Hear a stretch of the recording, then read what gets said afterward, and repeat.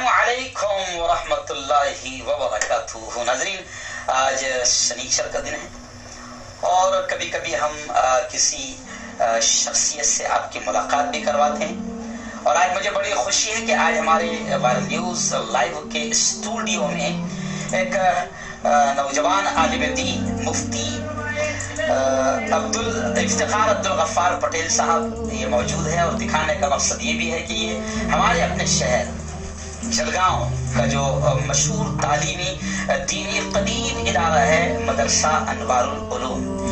وہاں ایک سینئر استاد ہے میرے دوست مولانا عبدالرحمان ملنی صاحب، یہ ان کے خصوصی یوں سمجھے کہ شاگرد بھی رہے ہیں، اور ایک زمانہ تھا کہ جب میری بھی یہاں پر جلگاؤں میں انٹری تھی آج سے 20-22 سال پہلے، تو اس وقت یہ میرے بڑے فین تھے اور جمعہ میں میرے بیانات کو اکثر سننے کے لیے آیا کرتے تھے۔ آج یہ عادت میں سوچا کہ آپ کو اس کو روبرو کروا دوں، اور اس کا مقصد بھی ہے کہ مفتی افتخار عبدالغفار پٹیل صاحب جنہوں نے ابتدائی تعلیم یہاں سے حاصل کی، پھر اکل کنواں گئے، اور آج ممبئی کی ایک بڑی مسجد شیواجی نگر کی بڑی مسجد میں الحمدللہ 18-20 سال سے دینی تعلیم، دینی خدمات اور امامت بھی انجام دے رہے ہیں۔ لیکن ساتھ ہی ساتھ خاص طور سے آج دکھانے کا مقصد یہ بھی ہے کہ مولانا مفتی صاحب افتخار صاحب باقاعدہ ایک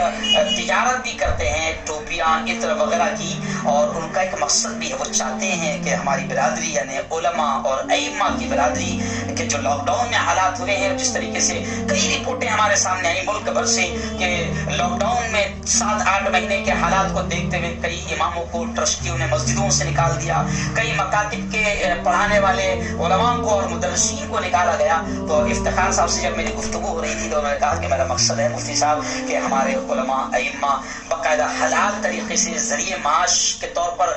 حلال تجارت کریں، اور میں اس میں اگر کوئی اس لائن سے آنا چاہتا ہے عالم یا امام ہے نا، اگر کوئی اس لائن سے آنا چاہتا ہے تو باقاعدہ میں اس کی مدد بھی کروں گا، ہر اعتبار سے اس کو میں کھڑا کرنے کی کوشش کروں گا۔ تو ایک کامیاب تجارت بھی کر رہے ہیں۔ میں چاہوں گا کہ مفتی افتخار صاحب ایک چینل بھی چلاتے ہیں، میں آپ کو بتا دوں،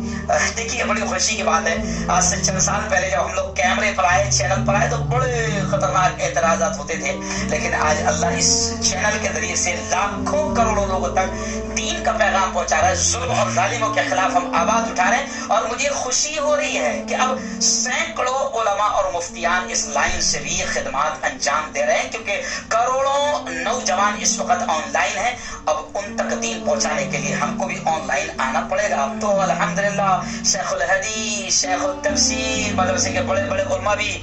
آن لائن درس دے رہے ہیں۔ تو خیر میں چاہوں گا مفتی افتخار صاحب کا جو چینل ہے آپ اس کو سرچ بھی کریں افتخار پٹیل کے نام سے نا، افتخار پٹیل کے نام سے آپ یوٹیوب پر اسے سرچ کر سکتے ہیں،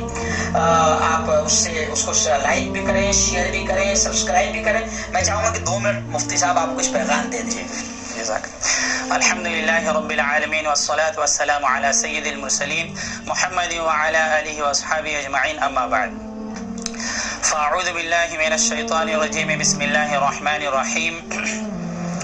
رجال لا تلہیہم تجارت ولا بیع عن ذکر اللہ واقام الصلاۃ وایتاء الزکاۃ۔ محترم سامعین، لاک ڈاؤن کے بعد ہر آدمی بلکہ ہر طبقہ متاثر ہوا، اس بات سے سارے کے سارے لوگ باخبر ہے، کوئی یہ بات چھپی ہوئی نہیں، مخفی نہیں، لیکن سب سے زیادہ جو طبقہ متاثر ہوا، جو جماعت اور جو گروپ متاثر ہوا ہے وہ علماء کرام کی جماعت ہے۔ اور افسوس اس بات پر ہے کہ ایک عالم دین جس علاقے کے اندر 15 سال سے خدمت انجام دے رہا ہے، ایک عالم دین اپنے بچوں کے فیوچر کے بارے میں نہیں سوچتا کہ وہ ڈاکٹر بنے گا نہیں بنے گا، انجینئر بنے گا نہیں بنے گا، لائر بنے گا نہیں بنے گا، ایون وہ اپنے 20 سال 25 سال مدرسے کے اندر، مسجد کے اندر وقف کر دیتا ہے، پوری جان کی بازی لگا دیتا ہے۔ لیکن جب یہ لاک ڈاؤن کا معاملہ آیا تو 20 سال تک تو مفتی صاحب ایک عالم دین نے اگر ایک علاقے کی بات لی جائے، جس ایک علاقے کے اندر اگر 500 گھر ہیں اور 500 گھر کے اندر اگر ایک آدمی پکڑا جائے، جبکہ ایک گھر کے اندر 2 سے زیادہ ہی ہوتے ہیں، لیکن اگر ہم ایک آدمی پکڑے تو اس علاقے کے اندر 500 گھر کے اندر 500 لوگ ہو گئے، تو اس 500 لوگوں کو 20 سال سے ایک عالم دین ایک امام سنبھال رہا تھا۔ لیکن 3-4 مہینے کے لیے یہ 500 لوگ مل کر ایک عالم دین کو نہیں سنبھال سکے. بڑے افسوس کے بات. بڑے افسوس. جی. حالانکہ ان کی نماز جنازہ جی بڑا. اور جو ہے بچہ جب پیدا ہوتا ہے تو اذان دینے کے لیے مولانا صاحب بچہ بیمار ہو گیا تو 2 بجے بھی دروازہ کھٹکھٹاتے. میرے یہاں پر بھی مفتی صاحب 2 بجے 12 بجے بچہ بیمار ہے اور جو ہے بیوی بیمار ہے, پانی دم کر کے دے. تو ہر اماموں کا یہ مسئلہ ہے. تو مولانا لوگ 12 بجے 2 بجے بغیر کسی معاوضے کے وہ کھڑے ہو جاتے ہیں اور بچے کو دم کرتے ہیں اور کہتے ہیں ما اسألکم علیہ من اجر ان اجری الا علی اللہ. اس کے باوجود بھی علماء کی یہ حالت, ایک حافظ قرآن صرف اس لیے پھانسی لگا رہا ہے نظر انداز اس کے کہ انہوں نے جائز کام کیا یا ناجائز کام کیا, حلال کیا یا حرام کیا, صحیح کیا غلط کیا, قطع نظر اس سے بحث نہیں کر رہا ہوں. میں یہ بتلانا چاہ رہا ہوں کہ ایک حافظ قرآن ایک مسجد کا امام اس لیے پھانسی لگا رہا ہے کہ وہ سوچ رہا ہے کہ میرے کھانے کا انتظام نہیں ہو پائے گا, میرے بچوں کے کھانے کا انتظام نہیں ہوگا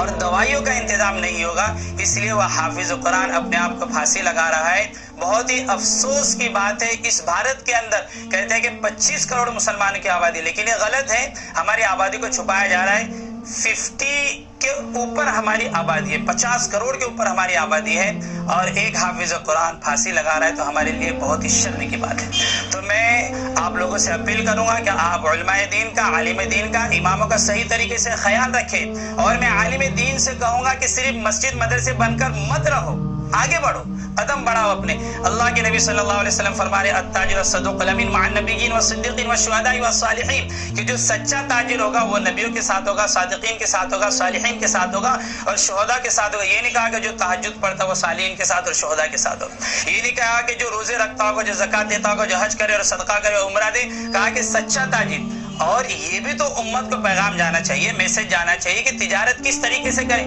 ہم نے صرف بے فقہ کے اندر پڑھ لی اور کھیتی باڑی کے سارے جو ہے ہم نے مسائل تو پڑھ لیے, پریکٹیکل لائف میں بتائے گا کون امت کو. تو ہمیں چاہیے کہ ہم تجارت کی طرف بھی آگے قدم بڑھائیں, تجارت کے طرف آگے بڑھیں اور لوگوں کو یہ پیغام دیں اور ہر عالم تاجر بنے سچا. مسجد مدرسے سے کوئی انکار نہیں ہے, آپ وہاں پر خدمت انجام دیں, لیکن صرف مسجد اور مدرسے کے اندر محدود نہ رہے. بہت خوشی ہوتی ہے ایسے مفتیوں کو دیکھ کر, عالم دین کو دیکھ کر جو صحیح طریقے سے اپنی خدمت کو انجام دے رہے ہیں. مفتی صاحب زندہ مثال ہے آج کے علماء کرام کے لیے کہ یہ ایسا زبردست کام انجام دے رہے ہیں کہ بالکل جو اس وقت کے اندر یوں کہا جائے کہ ایک یونیک مثال ہے, یہ زندہ مثال ہے. تو ہمارے لیے بہت بڑا حوصلہ ہے مفتی صاحب کا, اور یہ بہت بڑی ایک چیز ہے کہ ہم بھی اپنے قدم کو آگے بڑھائیں, بجائے کہ ہم دوسروں کے محتاج رہیں, ہم دوسروں کی خود مدد کرنے والے. جب ایک عالم تاجر بنے گا, تجارت کرنے والا بنے گا, تو ظاہر سی بات ہے تجارت کے اندر اللہ نے برکت رکھی اور کچھ دنوں کے بعد اللہ اسے اتنا مال دے گا,